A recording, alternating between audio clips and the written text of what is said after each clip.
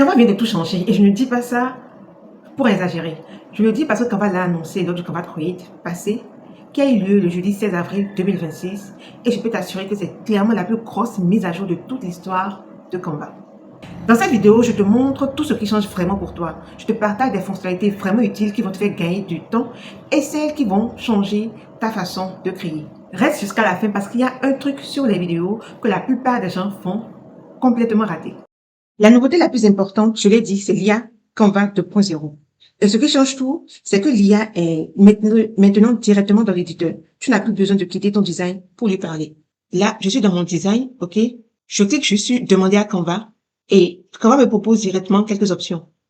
Je décris juste ce que je veux. Si je ne veux pas choisir parmi ces options-là, je vais lui demander de changer l'image de la dame qui est en arrière-plan et de remplacer par une image d'une afro.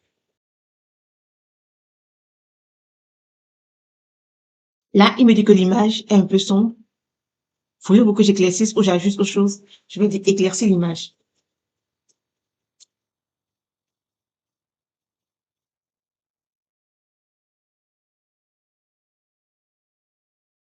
Vous voyez, c'est juste une dinguerie. Alors, je l'avais déjà fait ici et le résultat était meilleur. Donc, je n'ai pas le temps de réajuster. Vous voyez juste que c'est une vraie dinguerie, cette histoire. Tu décris ce que tu veux, Canva le crée, tu ajustes. C'est aussi simple que ça. Et ce qui est fort, c'est que tu peux sélectionner un élément précis, une image, un texte, une forme, et lui demander de changer uniquement ça. Je vais dire, change la couleur blanche de mes textes en couleur noire.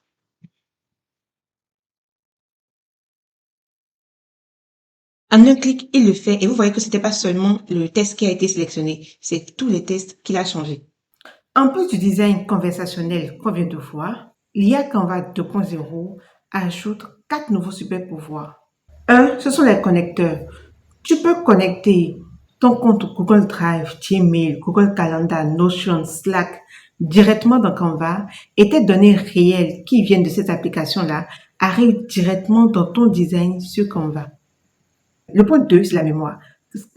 Canva scanne tes designs existants pour créer ton profil créatif. Plus tu l'utilises, plus il te connaît et plus les résultats de ce que tu lui demanderas ressembleront à ton style. 3. La planification. Tu peux programmer un prompt à une heure précise ou de façon récurrente, par exemple les lundis matins, et de cette façon, tu pourras générer de façon automatique du contenu pour tes réseaux sociaux. Le point 4, c'est la recherche. Pendant que tu travailles, tu peux demander à Canva de rechercher des infos sur le web et de les injecter directement dans ton doc ou dans ta présentation. Ici, ce n'est pas un doc ou une présentation, mais on peut le faire en cliquant sur plus, puis source de conversation, on choisit web. Maintenant, nous allons parler de quelque chose qui va changer la vie de tous ceux qui créent du contenu régulièrement. Il s'agit d'une mise à jour liée à l'identité de marque. D'accord? Donc, ici, j'ai créé ce design-là. Alors, je suppose que j'ai l'habitude d'organiser des formations, des événements. Et pour parler de ces événements ou de ces formations dans mes visuels, j'ai l'habitude de présenter les orateurs de cette manière. OK?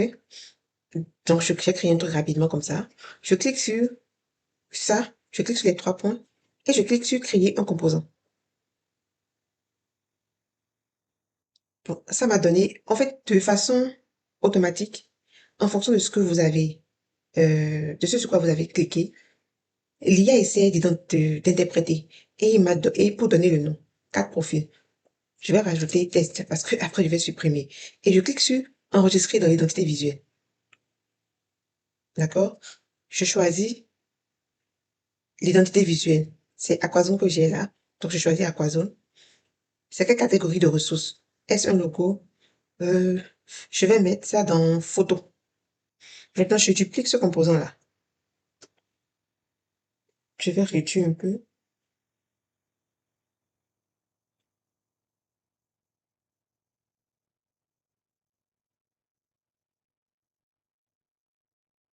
Voilà. Ensuite, ici, je vais modifier le nom. Je peux mettre,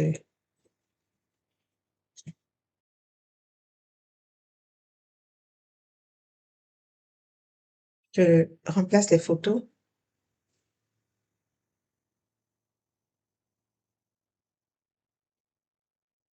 Donc, je n'ai mis que des hommes. Voilà. Alors, je reviens au niveau de la source. Je clique sur la source. Ce que je vais faire, là, j'ajoute une nouvelle page. Je déplique ceci et je les mets là. D'accord? Je clique sur la source ou bien sûr une image, ça peut être celle-ci, peu importe. Je vais sur composant et je clique sur accéder à la source. À ce niveau, je peux faire toutes les modifications. Donc ici, je peux décider d'aligner les textes à droite. OK? Donc je peux décider de changer la couleur du rectangle en bleu. Je peux décider d'ajouter des angles, arrondir les angles. OK? Je clique sur publier les mises à jour.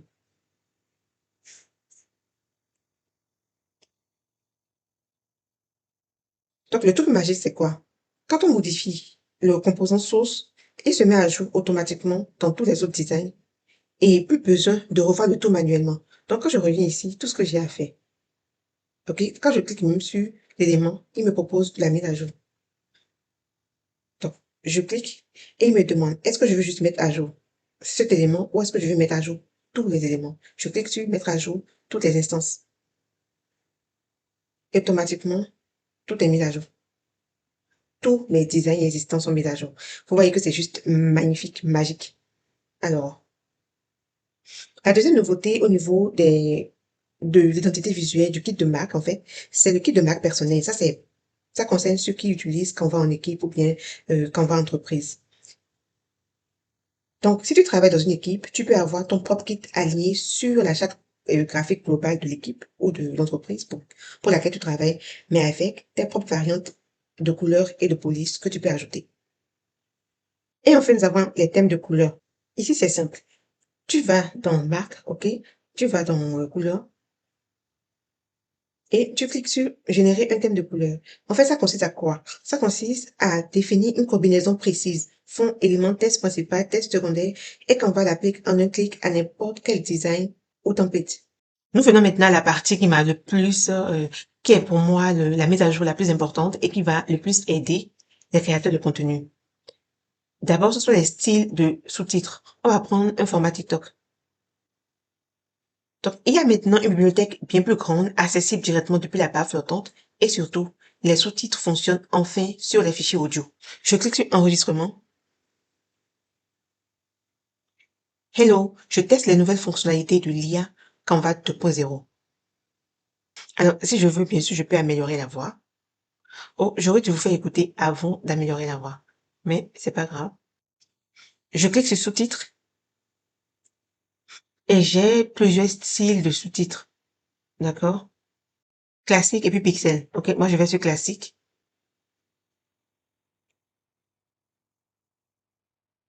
Je vais prendre éditorial. Si je veux, je modifie les couleurs, mais je vais laisser tel quel. Je vais cliquer sur générer les sous-titres. Et en quelques clics, j'ai mon audio avec mon sous-titre. Avant, vous savez que c'était pas possible. Donc, sous-titres ajoutés à ce design. Ensuite, nous avons les effets IA. Comment ça fonctionne? C'est simple. Tu vas dans modèle. Tu cliques sur modèle. Ok, dans la barre latérale, tu cliques sur modèle et tu vas voir effet IA. Tu cliques sur afficher tout. Il y a beaucoup d'effets IA. Comment ça fonctionne? Tu upload une image et qu'on va la transformer en une courte scène vidéo animée. C'est parfait pour des réels ou des transitions originales sans avoir besoin de footage de vidéo.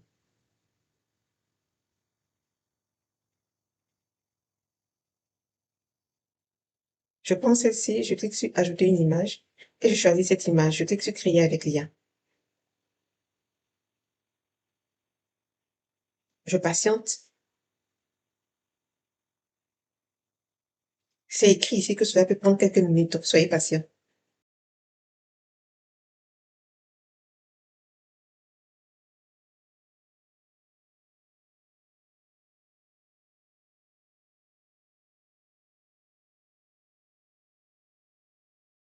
Donc, la vidéo est prête. On va cliquer regarder.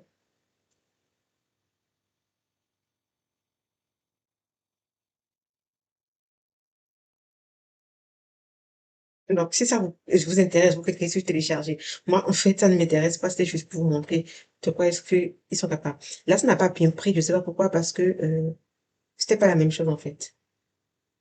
Là, ça a bien pris. Je sais pas pourquoi mon image n'a pas bien pris. Je ne sais pas.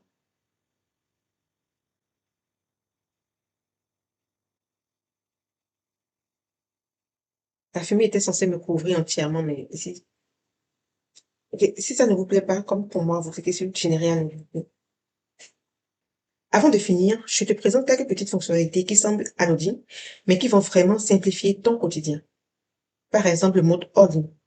Tu peux maintenant rendre tes designs disponibles sans connexion et c'est parfait si tu travailles dans des pays africains comme nous, avec des connexions instables. OK? Donc, tu cliques sur fichier et tu cliques sur rendre disponible hors ligne.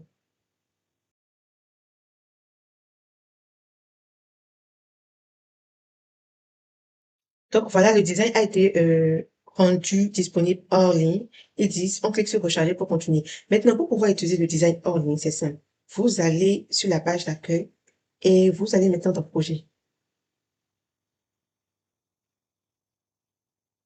Donc, vous cliquez sur, on clique sur disponible hors ligne et voilà. On peut donc modifier le design à ce niveau hors ligne. Il y a également le style match photo que je vais te présenter. Donc, tu prends une illustration. On revient ici, modèle.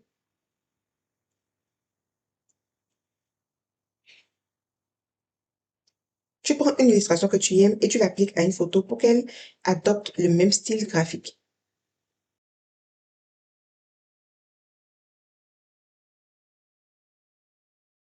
Par exemple, celle-ci.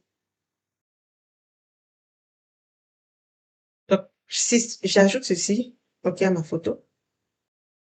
Donc, je clique sur mon élément là, OK, je clique sur style et je m'assure que c'est sur copier le style artistique, OK.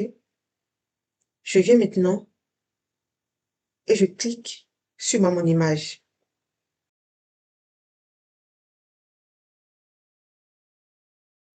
Et voilà.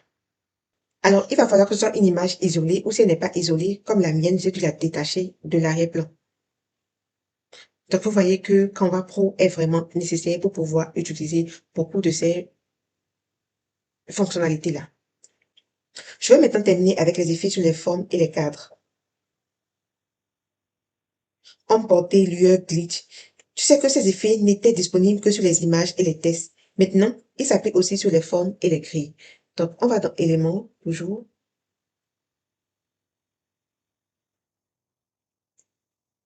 Forme. On va prendre un rectangle.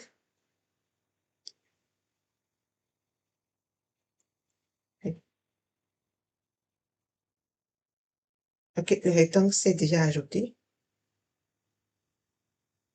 Je clique sur effet. Brillance. Mais comme c'est du noir, ne voyez pas. Voilà.